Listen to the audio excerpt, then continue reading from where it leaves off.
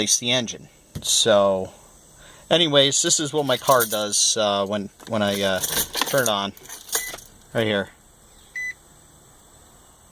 Right. Right, and I go to start it. Boom. Nothing. Nothing's happening. So needless to say, I'm not happy about the situation. So I paid close to $2,000 in my car. They put the engine in, but they can't get the car to start. So I'm kind of in a bind here. So I'm just figuring out my next course of action.